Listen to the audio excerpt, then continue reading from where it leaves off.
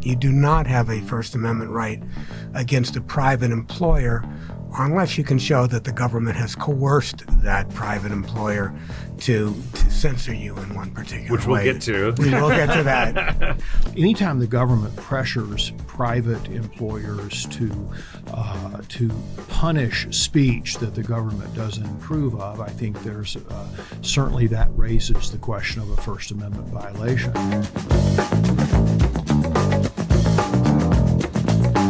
Welcome on into another Tying It Together with Tim Boehm. I am Tim Boehm here with producer John McHugh. And John, after Charlie Kirk and all Jimmy Kimmel and everything going on, there's a lot of outrage out there.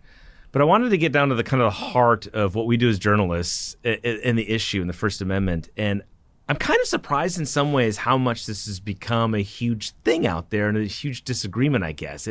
It's a difficult thing to talk about.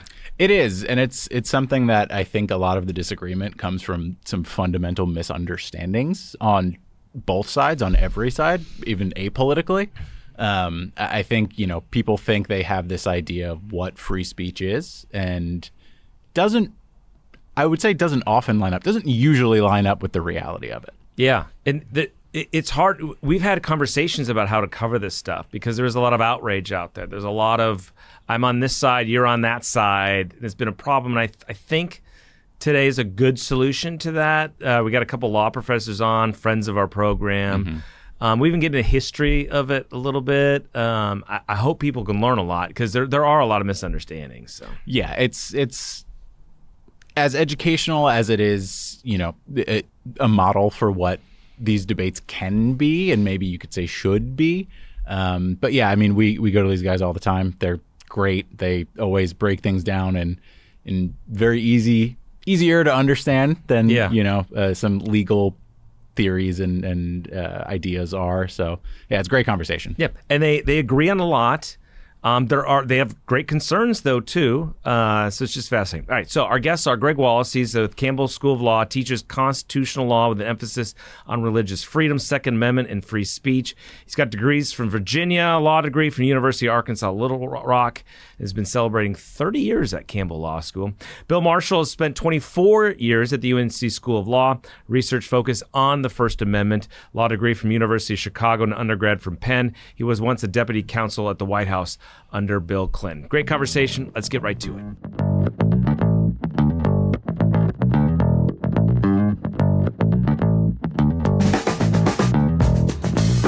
I thought I'd start by reading the First Amendment for our viewers. Congress shall make no law respecting an establishment of religion or prohibiting the free exercise thereof, or abridging the freedom of speech or of the press or the right of the people peaceably to assemble and to petition the government for redress of grievances. It's an oldie but a goodie, right? It certainly is. What should we know, do you think, that people aren't reminded of about the history of that and the origins of that? Well, what's interesting is that we don't have a lot of contemporaneous historical material about the meaning of the free speech clause, like we do, for example, the religion clause. That was debated in Congress, lots of different versions. We don't know much about the background of the free speech clause, except that there were those at the time who believed that that speech was free to the extent that the government couldn't stop you from saying it initially, but they could punish you afterwards. What do you think? Yeah, I mean, Greg's absolutely right. There's not much history behind it, and it's interesting that the Supreme Court, while it's looking at original intent in other areas, really doesn't look at that so much with respect to the speech clause. A lot of it was would seem to be historically aimed at the process of licensing that occurred in England, that in order to publish something, it had to be approved by the Crown. First Amendment seemed to be going towards that. But other than that, it's fairly ambiguous as to what the initial purposes were. So the punishing after that you mentioned, does that leave the door open then to a response from the government? Well, under that view of free speech, which I think is a narrow view dealing only with what we would call prior restraints on speech, Yeah, it does. But I don't think that's historically how our American constitutional protection for free speech has been understood. We have taken a broader view of that would also prohibit the government in most cases from punishing speech after it's uttered. What do we, well, obviously you guys know a lot, but what about sort of challenges to this or how it's been interpreted over history? Well, it's been interpreted extraordinarily broadly. We protect more speech in the United States than I'm pretty sure almost any country does. We protect speech that is very provocative. We protect speech that's very sexually explicit. We even put commercial speech and advertising into the First Amendment equation. Although it can be limited to some degree, it still has some measure of constitutional protection. So I think most people don't realize how broad that protection is. I think the biggest mistake that people make with respect to the speech clause is that they believe it applies to private speech generally. So that they believe that when somebody tells somebody in the NFL that they can't engage in a certain kind of protest, that player has a First Amendment right. They don't. You do not have a First Amendment right against a private employer unless you can show that the government has coerced that private employer to censor you in one particular Which we'll way. get to. We will get to that.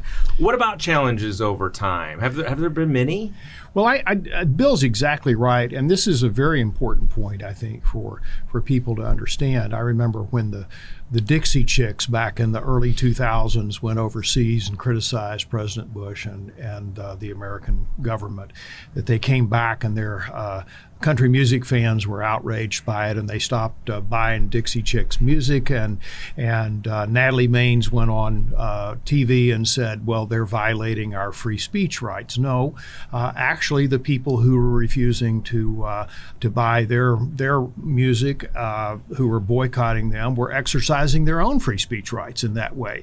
The First Amendment typically does not apply to private versus private free speech. That's why I can tell my kids, growing up at my house, there's no free speech rights to talk back to their parents. There's one judge, one constitution.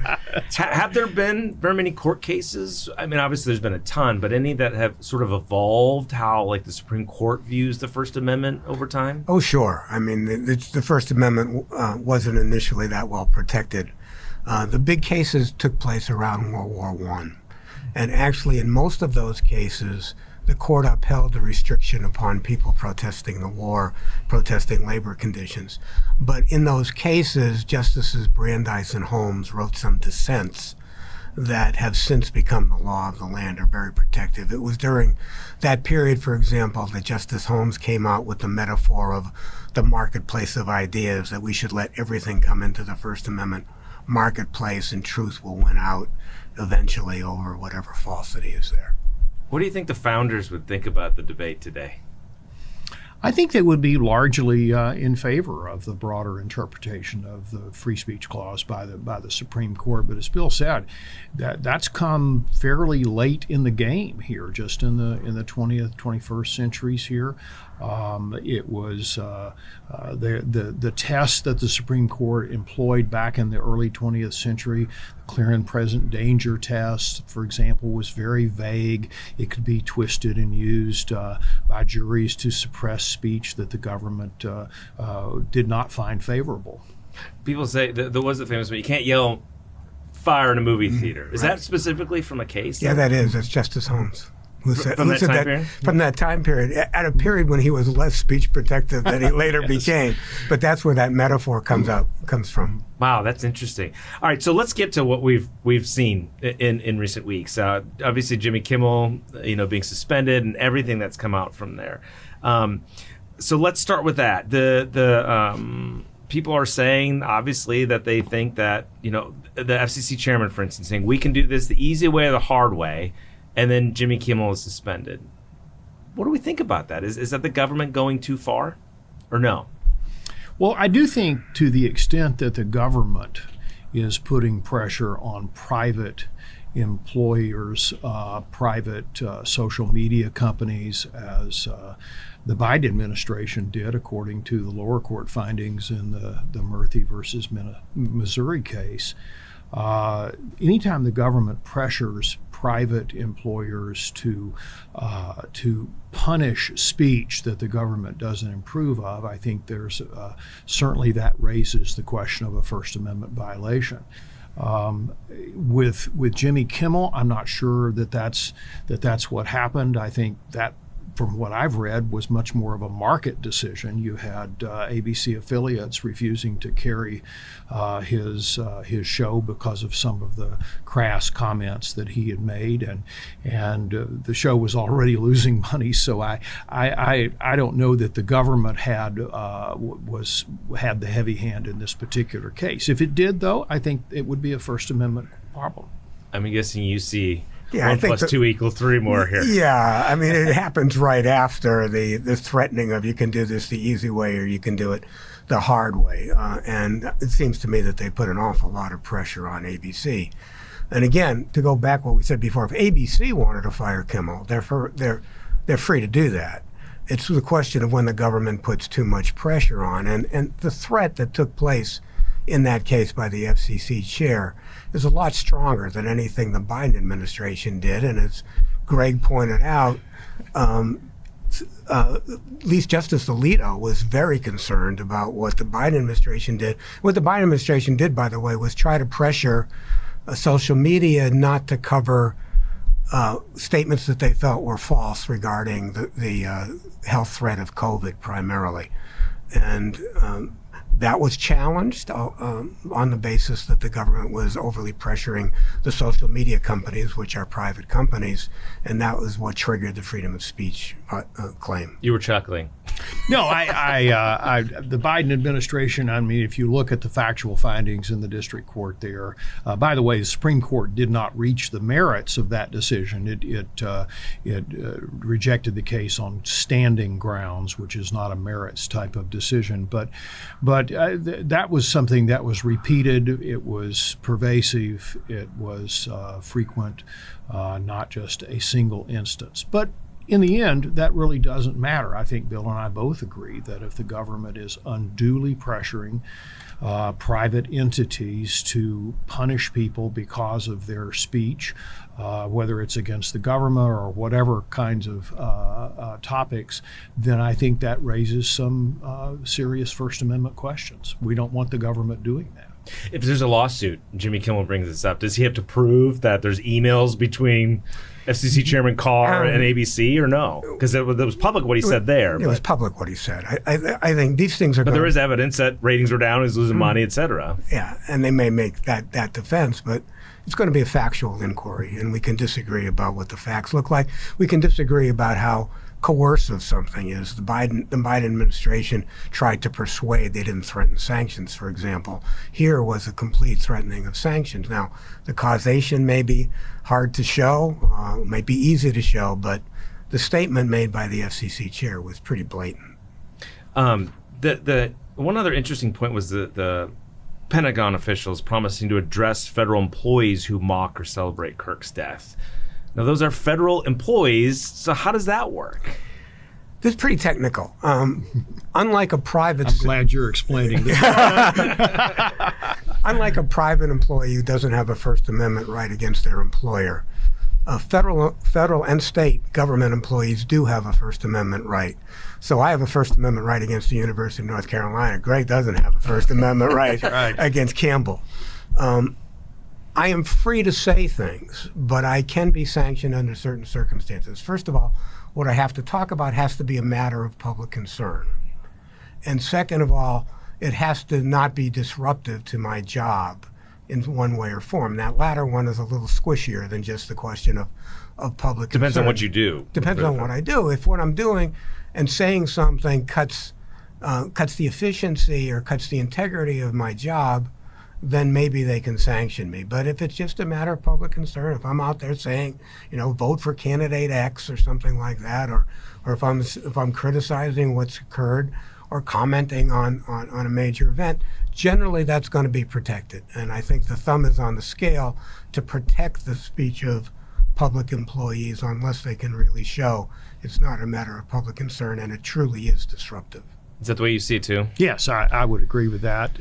Even though I work for a private university, we do have our grant of academic freedom that's in our university's handbooks, and even I think the ABA now is requiring law schools to have free speech policies that reflect the First Amendment standards, even for private law schools to be accredited. So we just got through last year. I helped draft, and we got approved by our faculty a free speech policy for Campbell University Law School. But Bill's right about the employee aspect of it. So it'll really depend. If it happens, it'll really depend on what they're doing for a living. Yeah. One of the other interesting ones is Attorney General Pam Bondi, that she said there's free speech and then there's hate speech. We'll absolutely target you, go after you if you're targeting anyone with hate speech. She walked that back some. Yeah, what most people don't understand, and this has really been more before General Bondi said this. It's really been more of a outcry on the left, the political left, that hate speech is not protected speech. But actually, the Supreme Court repeatedly has said that hate speech is protected speech. And one of the main reasons is, how do you define hate speech? I would be fine if hate speech wasn't protected, so long as I could be the one that defines what hate speech is. You know, that's it's a very hard thing, and we don't want some government bureaucrat saying, well, this is hateful, and then punishing people because of that. So her initial effort, I think, was kind of clumsy and not accurate. Now, she did walk that back and said, well, hate speech that triggers some sort of riot or advocates or incites to immediate lawless action. Those are that would apply to any kind of speech, not just hate speech, even if it's not hate speech. But there are certain categories of speech the Supreme Court has said that are not protected under the First Amendment. Incitement to imminent lawless action is one. Incitement to riot is another. So when you close that connection between speech and violence, the less likely that speech is going to be protected under the Constitution.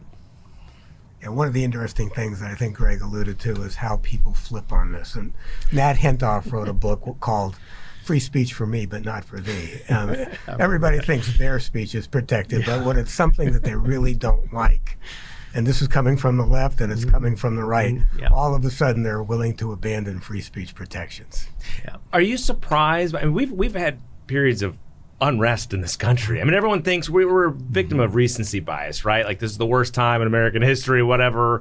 We've been through quite a bit before. I mean, has this been a discussion point in other periods? You mentioned after World War I, but has it always been sort of like this periodically? During the communist scare in the 50s in particular, there was a lot of action against public employees. There was a lot of action against private employees with any sort of notion that there was any kind of association with communism or leftism. And there was a tremendous amount of censorship that took place, a tremendous amount of requiring loyalty oaths. It was a very, very sad period for the First Amendment during that period. President Trump suggested revoking licenses if they give him too much bad publicity. And he also brought this $15 billion suit against the New York Times. And I don't know where that's coming from, because it doesn't seem to violate the normal defamation standards. I mean, I think President Trump is somebody who's a free speech for me but not for thee kind of person, and I think we're seeing that play out. What do you think?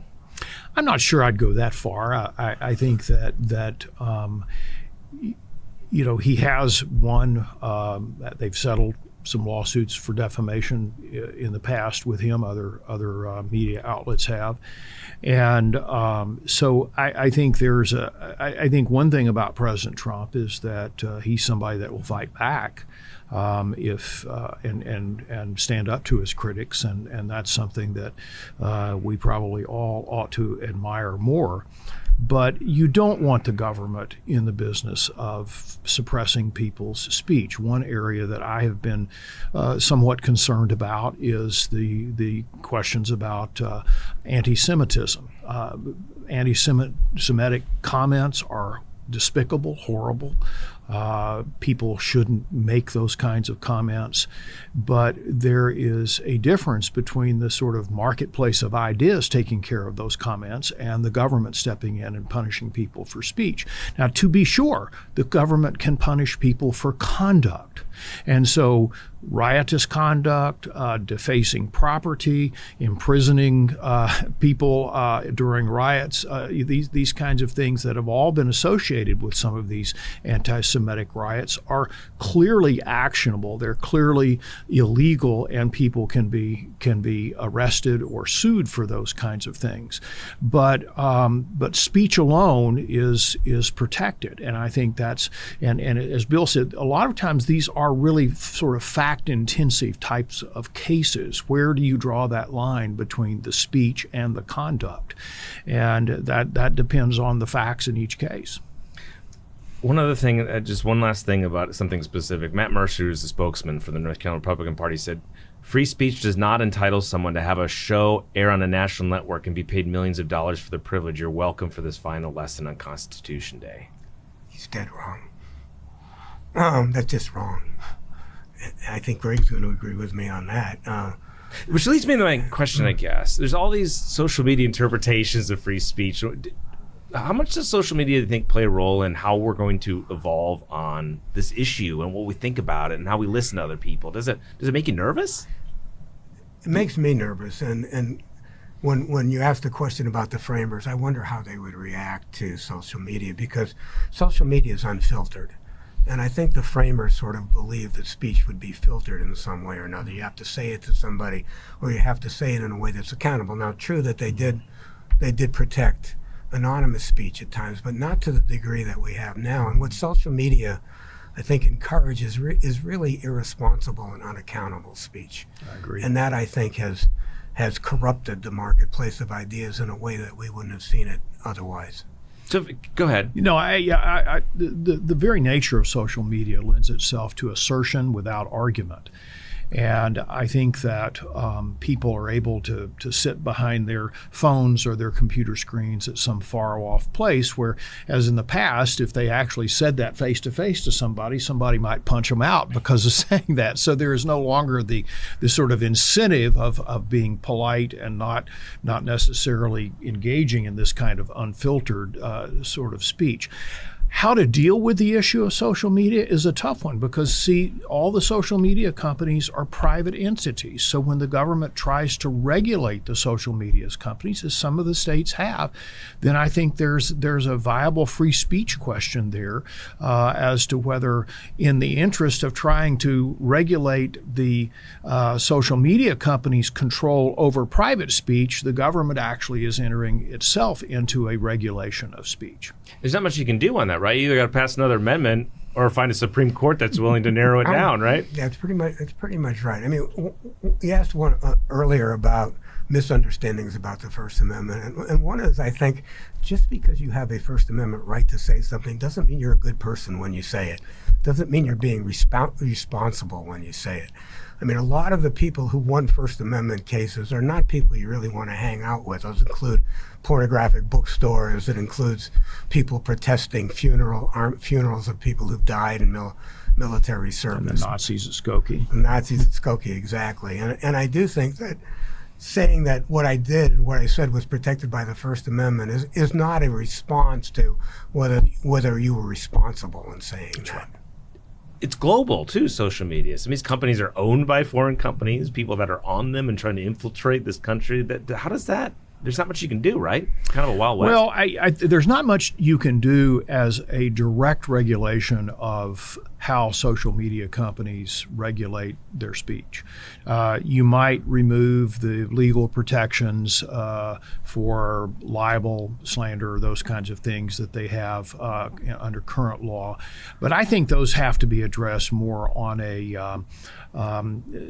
sort of a monopoly type of issue. I think the real problem I see with the social media companies is that they have so much power that it's very hard to get alternative media companies into the mix. And I think that's because they've sort of monopolized the marketplace, if you will. We are in an era, though, where this is separate, but where the courts are very politicized, and people are picking people for reasons of whether it's a justice or, a state Supreme Court or a local court. Could we get to the point, though, where it all gets to one part or the other, no matter what party it is, and we see a court ruling that could change the First Amendment?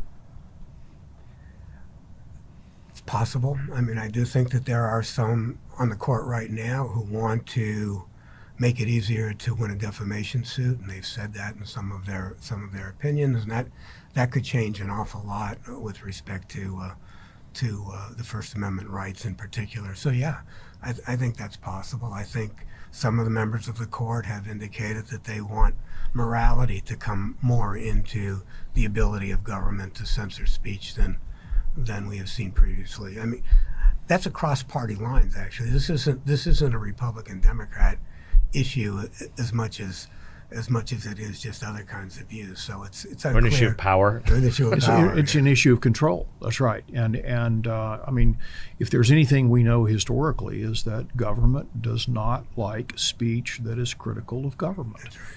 And that's why we have a free speech clause. It's the brilliance of that's it, right? Exactly. I mean we don't want the government coming down on people when they criticize it, and that's whatever road leads us to that result is a road we need to stay off of. Because you're more critical of it, do you believe that's under threat now, though? Do I believe that free speech is under threat? Oh yeah, I think it's under threat from multiple sources, multiple directions. I think the changing nature of technology it makes it under threat because of the problems we've talked about before. People are looking for solutions to that. If they enact some of those solutions, they're likely to infringe upon traditional First Amendment doctrine. And if First Amendment doctrine changes to challenge those kinds of speech, it might have effects that challenges more traditional kinds of speech. So yeah, I do think the First Amendment is possibly on the brink of major changes Through the Supreme Court. through the Supreme Court. Do you agree? Yeah,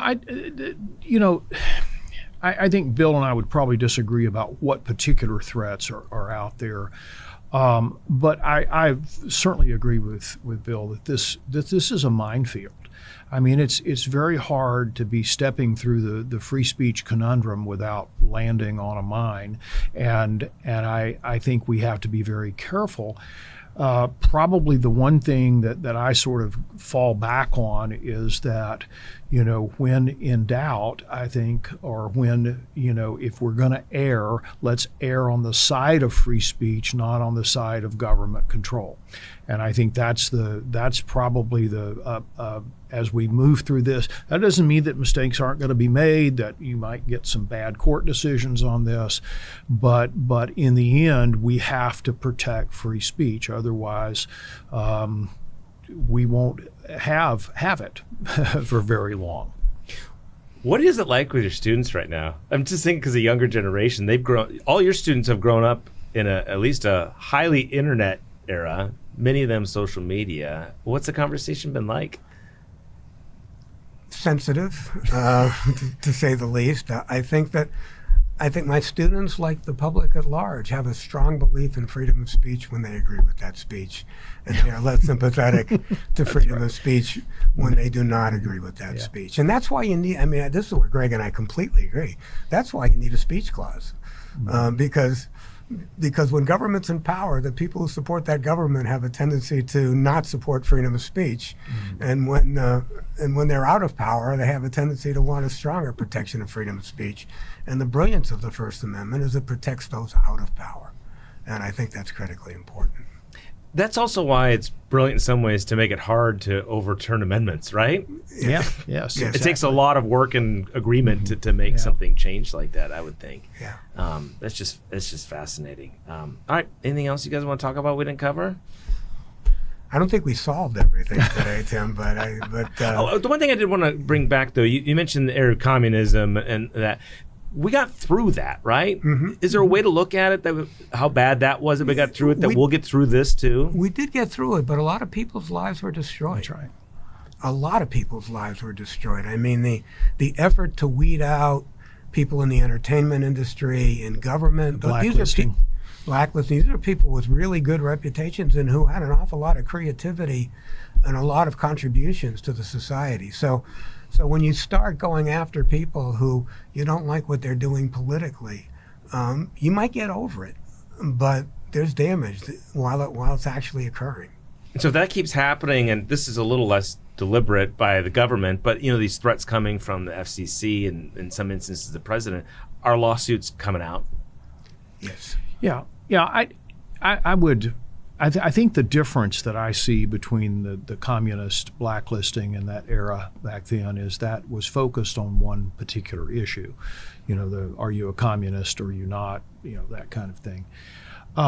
What I see with not just my students, but with interactions publicly, social media, things like this, is I see that people today are, about all things, are just less filtered, less restrained, less willing to say something that is impolite or vile or intemperate, and it's almost as if we just are losing our filters as society, and I think that's a real concern, because it's like when you have crime and disorder rise in a society, history has shown that people are much more willing to take government controls to ensure their safety, from on a criminal standpoint. And I think that the extent to which it's perceived that people's speech is out of control. And I think frankly we've seen with some of the responses to the Charlie Kirk assassination have just been disheartening about how mean-spirited people are. And I think when that's perceived, then I think you have a populace. You wind up with a populace that might be more willing for government controls of speech. And I don't think that's a good idea. That's the problem, and that's the threat that I'm concerned about as well. I would just, as a citizen, desensitized. How we can, people see Charlie Kirk murdered on social media or watching it. I mean, I know so many people that watched it. There's like the car wreck; they couldn't turn away from it and watch it. Like that is a very concerning thing about society, and it becomes easier for people to do these things. You used to blame video games for things and that, but it is the desensitizing of things is kind of scary in some ways. All right. Well, sorry we didn't solve it. Next time. Next time. Well, we have one next week again. you got a week.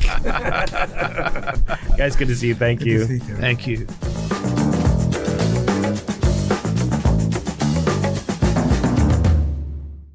If you want to keep up with what's happening in North Carolina politics and hear more conversations with people shaping our state and beyond, check out the Tying It Together YouTube channel in the description. Hit subscribe and let Spectrum News be your resource for balanced, in-depth political coverage, elections, and issues that matter to you.